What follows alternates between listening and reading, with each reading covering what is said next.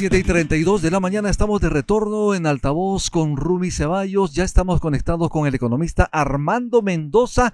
Él es economista, investigador económico. Muy buenos días, Armando. ¿Cómo estás? Bienvenido a Altavoz. ¿Cómo estás, Armando? Buenos días, Lumi. Como siempre, un gusto conversar contigo y con los amigos oyentes. La situación económica, obviamente la crisis política, ¿crees tú que va a pasar factura a la economía, a los bolsillos de las familias en el país? ¿Crees tú? A ver, ciertamente va a haber un impacto, ¿no? en el campo económico, ¿no? De todo este caos que se está observando en la política y como ya hemos señalado muchas veces, ¿no? Esa falacia, ¿no? Esa fantasía de que la economía y la política van por cuerdas separadas, en realidad no se sostiene. Ahora, Ajá. lo que se podría decir, digamos, de alguna manera positiva en este entorno es que ya de alguna manera la sociedad peruana, ¿no? Los ciudadanos ya habían de alguna manera interiorizado esta situación de crisis. No es que la crisis política no ha reventado en la última semana, en realidad era algo que Ujú, ya venía expresándose, ¿no? En múltiples facetas en los últimos tiempos. Como se dice, ujú. el periodo de incubación puede ser largo, ¿no? Y complicado, pero de repente, claro, eclosiona en un momento, como sucedió la semana pasada con la salida del gobierno de Boluarte, Así pero en es. realidad ya de alguna manera los inversionistas, los actores económicos ya habían adoptado, digamos, una Medidas. mentalidad de crisis, en el sentido de que no invierto, espero a ver qué pasa, mejor no me arriesgo, mejor me cubro. Entonces, en ese sentido, creo que va a haber algún nivel de resiliencia, pero también seamos francos, va a haber un impacto en términos de crecimiento, va a haber un impacto en términos de inversión pública, va a haber Armando. un impacto en términos de los programas que maneja el Estado, ¿no? Y ciertamente eso se va a sentir. Armando, no tenemos ministros, no tenemos a un premier, el presidente Gerí aún no ha determinado quiénes lo van a acompañar. Además, ha señalado que no van a haber exministros, que no van a haber congresistas de la República, por lo tanto, el aparato estatal está paralizado y en una situación de decidofobia, es decir, cuando las autoridades, los mandos medios no toman decisiones o tienen miedo a decidir, este problema se acentúa, Armando. Absolutamente, y esa es una situación grave, ¿no? Que además expresa el aislamiento de una clase política que vive de espaldas al país. O sea, claro, se va el gobierno de Boluarte con su 2% o menos de aprobación y se queda el Congreso con su 2% o menos de aprobación. Entonces Así ahí hay una es. enorme incertidumbre que sienten no solamente a nivel de las cabezas, sino en todos los niveles del Estado. Yo el fin de semana estaba conversando con algunos de mis alumnos en una clase de maestría que yo de posgrado que yo dicto, y ahí habían algunos que eran funcionarios, ¿no? De carrera de distintos sectores y todos decían lo mismo.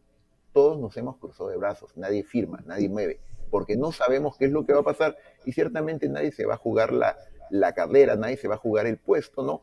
Firmando o avanzando o aprobando cosas que ya no se sabe si tienen el mínimo respaldo político. Entonces, Ujú. aquí hay una situación muy seria y en ese contexto hay que tomar medidas críticas. A ver, pongámoslo en claro, va a ser bien complicado que se encuentren, ¿no? Que se consiga un gabinete de peso independiente con respaldo político que Ujú. esté dispuesto a jugar en estas circunstancias. Algo que se estaban planteando y se está discutiendo, por ejemplo, es convocar una suerte de gabinete o de concertación nacional respaldado por entidades como, por ejemplo, el Consejo de Estado, ¿no?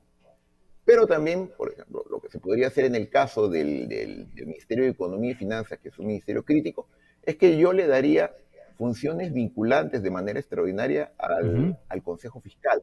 El Así es. Consejo Fiscal es una entidad adscrita, ¿no? Al Ministerio de Economía y Finanzas, que es como una suerte de consejo conformado por exministros y expertos economistas en el tema fiscal, que lleva buen tiempo publicando y demandando orden en el manejo del presupuesto y de las cuentas públicas, que ha Ujú. demandado públicamente al Ejecutivo, bueno, que ya salió, y a este Congreso que se queda, que se comporten con un poco de responsabilidad en el tema fiscal, que dejen de Ujú. inflar inorgánicamente gastos, ¿no? Y que dejen de deteriorar los ingresos fiscales. Armando, Entonces yo le ¿cómo daría a este sector algún nivel es de capacidad importante. Importantísimo, digamos, la designación del premier, pero también importantísimo la designación del ministro de Economía, porque de ello obviamente también dependerá las adecuadas decisiones para de alguna manera reflotar la economía del país. Se estima que este año vamos a crecer un poquito más de 3%, pero esto es insuficiente para generar empleo para esos 300,000 peruanos jóvenes que salen cada año a buscar un puesto de trabajo, Armando. Ciertamente, a ver, como se ha señalado en toda la discusión en estos días, ¿no? Los actos del presidente no tienen validez en tanto no estén refrendados por los ministros, que son en realidad quienes dentro de sus sectores efectivamente ejecutan las políticas de Estado. Entonces, no tener un ministro de Economía y en general no tener ministros en los distintos sectores es un tema gravísimo que tiene que resolverse, pero evidentemente pues todo eso trae un tema de preocupaciones sobre el impacto en la economía. Tú has dicho efectivamente el 3%, 3.3%, lo que me da décima más, décima menos. Incluso en el mejor de los casos, ese es un nivel de crecimiento insuficiente, ¿no? Totalmente, Que ¿no? no se va a sentir en los bolsillos de los peruanos. Hay un consenso de que para que efectivamente el crecimiento económico se traslade en una reducción significativa de los niveles de pobreza, en una mejora de los ingresos de los peruanos, en un avance en el campo social, se necesita 5% o más, y eso no lo vamos a lograr. Pero además lo más grave es que este 3.3%, 3.2% que se apuntaba, ¿no? Era antes cuando se estaba previendo un panorama relativamente estable dentro de todo. En este momento las cartas ya han repartido nuevamente y hay que tener en cuenta un elemento clave. El Estado peruano, más allá de todos sus problemas y defectos, es un actor importante en el campo económico, particularmente en el rubro de la inversión pública. Yo estaba checando esta mañana cómo iba el avance en términos de la inversión pública y es súper preocupante, ¿no? A nivel del gobierno nacional solamente se había avanzado el 60% del presupuesto, gobiernos locales y nacionales estaban también por el 50%. Estamos a mediados de octubre.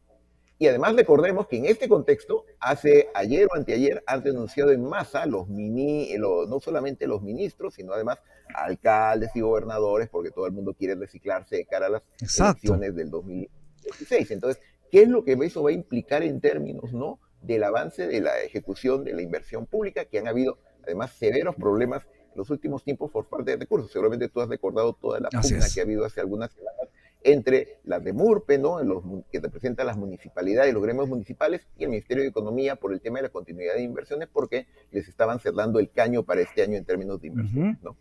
En ese sentido tenemos un país paralizado. No se requiere hacer un paro nacional. Ya el Perú está paralizado porque precisamente no hay autoridades que tomen decisiones. Eso es lo fundamental y lo preocupante, Armando. Los inversionistas en el extranjero, ¿cómo nos ven? ¿Cómo nos ven como país con esta crisis política y además esta crisis de inseguridad ciudadana?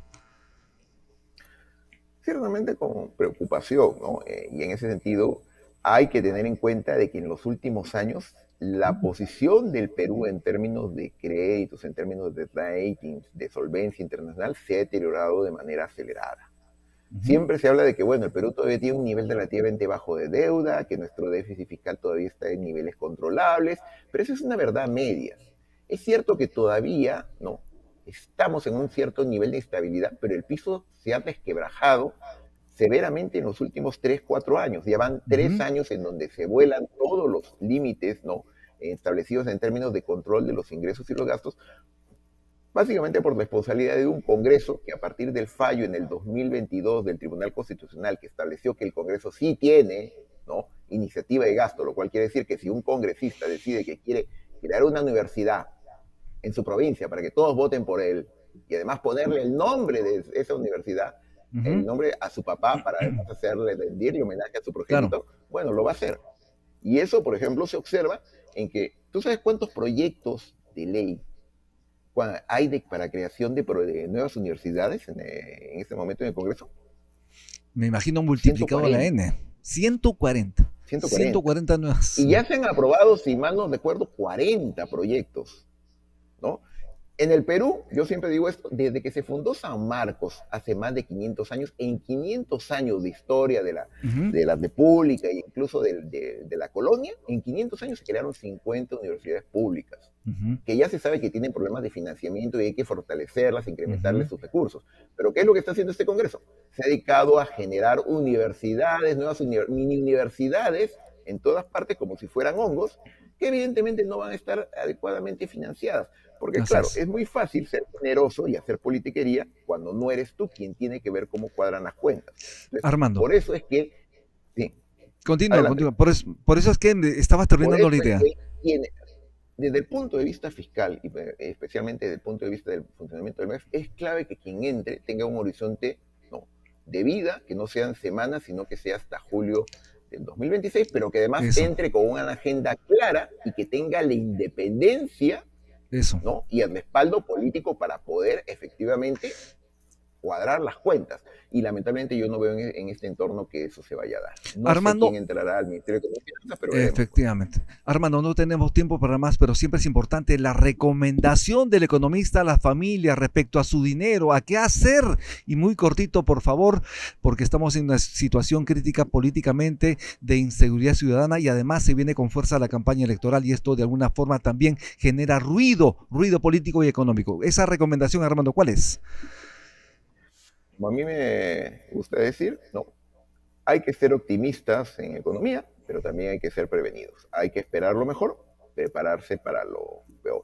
Hay Lo que peor. aprovechar la coyuntura en que el dólar está bajo y si tú tenías deudas en dólares, ¿no? Aprovecha para pagarlas, ¿no?